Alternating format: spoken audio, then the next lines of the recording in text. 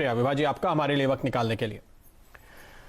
तो ये भी बात HDFC लाइफ की, ध्यान रखिएगा ये नतीजा कल आया था, बाजार कल इस पे रिएक्शन दिखा चुका है और आज आप फिलहाल ये सारे डिटेल्स सामने आते हुए देख रहे हैं।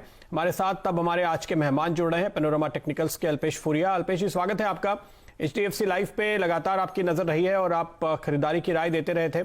अब रिजल्ट के बाद इस वक्त इस लेवल पे आपकी क्या कॉल है?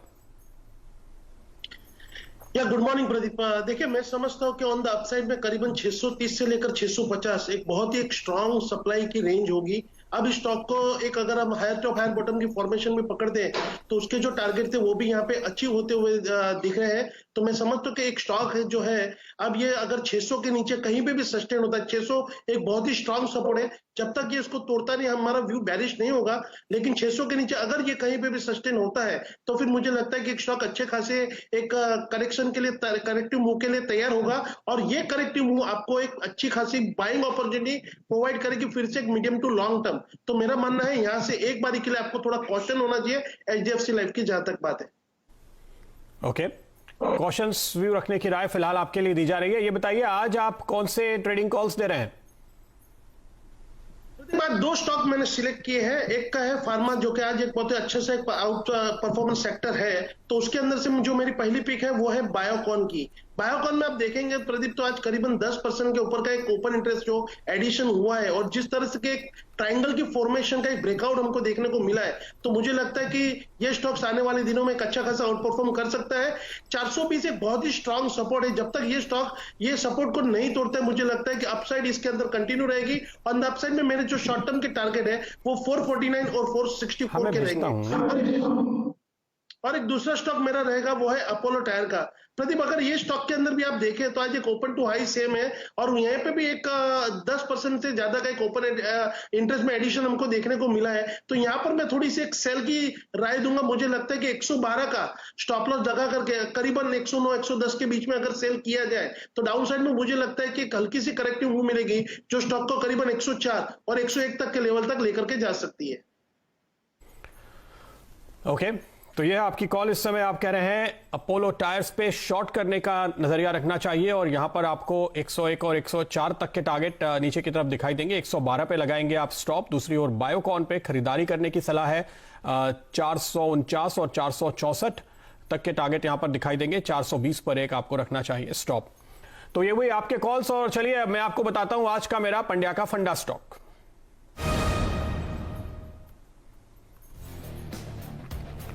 तो जिस स्टॉक पर आज मेरी नजर है वो है इंडियन ह्यूम पाइप्स। स्टॉक पे मैंने आपको पहले भी निचले स्तरों पे खरीदारी की राय दी और मुझे लगता है इस वक्त देखिए बाजार में इसने तेजी में थोड़ा पार्टिसिपेट करने के बाद थोड़ा आराम किया है।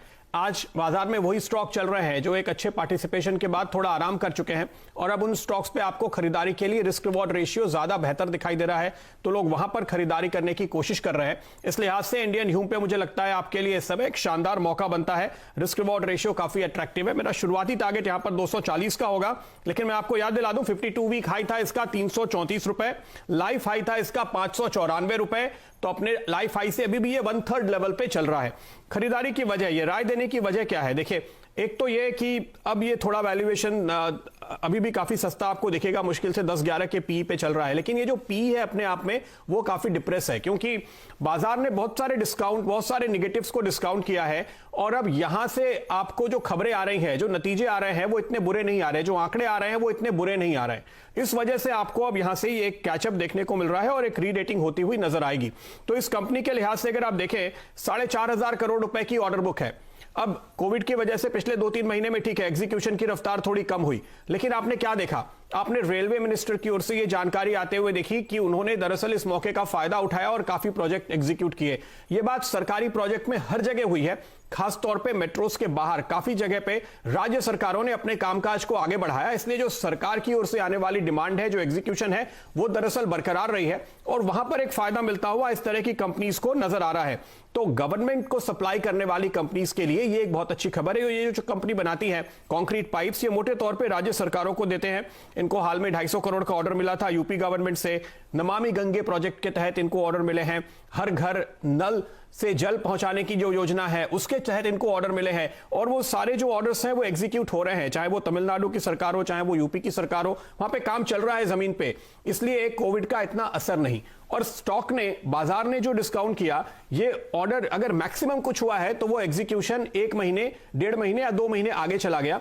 तो जो रेवेन्यू जून क्वार्टर में बुक नहीं हुई वो सितंबर में बुक होगी, दिसंबर तक, मार्च तक आते आते फिर वो नॉर्मलाइज होंगी। तो जाहिर है कि यहां पर कंपनी के कारोबार पर कोई खास असर नहीं पड़ा है, कंपनी के आगे आने वाले मुनाफे पर खास असर नहीं पड़ा है, और इसलिए आपके लिए खरीदारी का मौका बनता है। अब एक बार इसके वैल्यूएशन पे नजर डालिए।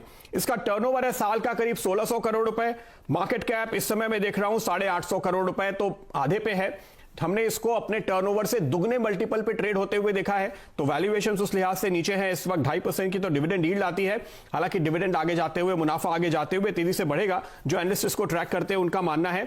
इस कंपनी के बारे में खास बात मैं आपको बताऊं, इस कंपनी में कैश मैनेजमेंट काफी अच्छा है, और पिछले 10 सालों से लगातार ये 20 से 25% मुनाफा डिविडेंड के तौर पर दे रही है। तो लगातार अच्छी डिविडेंड पेइंग कंपनी इस इंफ्रास्ट्रक्चर से जुड़े हुए सेक्टर्स में बहुत मुश्किल से मिलती है, जैसे कि ये स्टॉक है।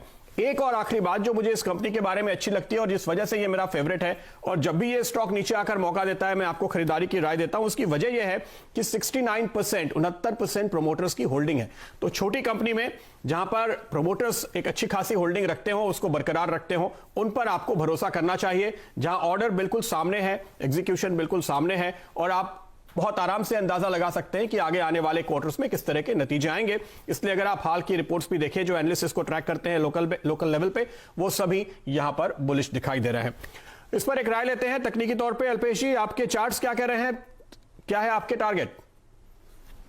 मैं समझता हूँ यहाँ पे देखिए बहुत ही एक शानदार स्टॉक आपने यहाँ पर सिलेक्ट किया हुआ है। स्टॉक की अगर आप देखिए हिस्ट्री, जैसे आपने कहा कि जिस तरह के नीचे आता है तो आप इसको हमेशा रेकमेंड करते हैं। 160 के पास में इस स्टॉक ने एक शानदार बेस बनाया हुआ है, तो अब मुझे नहीं लगता है कि ये स्टॉक आपको 160 के नीचे जाता हुआ दिखेगा। और जिस तरह से आज ये मूव आपके कहने के बाद में भी जो मिली है, जो वॉल्यूम में इजाफा हुआ है, ये कॉन्फिडेंस बता रहा है। मुझे लगता है कि आने वाले दिनों में ये स्टॉक मार्केट को आउट परफॉर्म कर सकता है। इसलिए देखिए, हम जहां पर एक बारी के लिए बहुत सारे स्टॉक्स हमको बहुत रैली हमको देखने को मिल गई, अब आपको इस तरह के स्टॉक सिलेक्ट करने पड़ेंगे कि जहां पर आपकी जो इन्वेस्टमेंट है वो काफी सेफ रहे और आपको एक शानदार रिटर्न यहां से मिलता हुआ देखने को मिले। तो मैं समझता हूं ये स्टॉक उसी श्रेणी में, उसी कक्षा में आता है। तो यहां पर बेफिक्र होकर के आपको डेफिनेटली इस स्टॉक के अंदर बाई करना चाहिए। मेरा जो पहला बड़ा हुआ है टेक्निकली वो करीबन 225 का है, और 225 के ऊपर ये जैसे ही स्टॉक निकलेगा आपको 270 तक के लेवल यहां पर देखने को मिलेंगे। डेफिनेटली एक बहुत ही अच्छी खासी एक मीडियम टू लॉन्ग टर्म को ध्यान में रखते हुए अच्छी खासी पिक आपने चूज की है।